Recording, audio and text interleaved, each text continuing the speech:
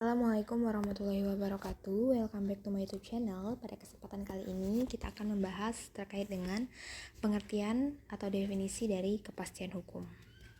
Kepastian hukum itu sendiri merupakan bagian yang tidak dapat dipisahkan dari sistem hukum itu sendiri, yang dimana definisi kepastian hukum menurut beberapa ahli, yang pertama yaitu menurut Ismail, pencipta kepastian hukum dalam peraturan perundang-undangan, yaitu memerlukan persyaratan yang berkenaan dengan struktur internal dan norma hukum itu sendiri.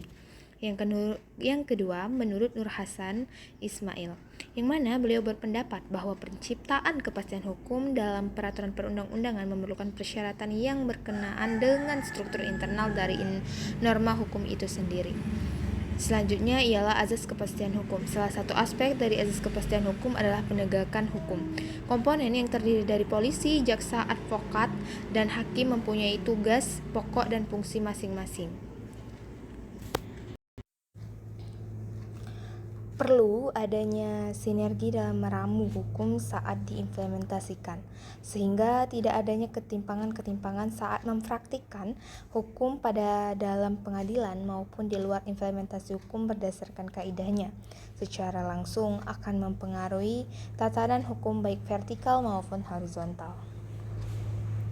Kesebandingan hukum dalam kepastian hukum. Hukum dan kepastian itu sangat erat kaitannya, karena jika tidak ada hukum tanpa kepastian maka tidak ada penegakan. Seperti contoh berikut: penegakan hukum yang menjamin kepastian hukum dan kepastian undang-undang, hukum di antara nilai kepastian dan keadilan. Penegak hukum yang menjamin kepastian hukum, tercapainya suatu ketertiban dan perdamaian hukum berfungsi untuk memberikan jaminan bagi seorang agar kepentingannya diperhatikan oleh setiap orang lain.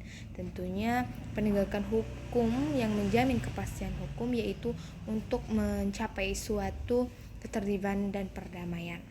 Adapun hal-hal yang menyangkut dalam penegakan hukum itu sendiri yakni jurisprudensi, peradilan, dan jaksa. Oke, thanks for watching.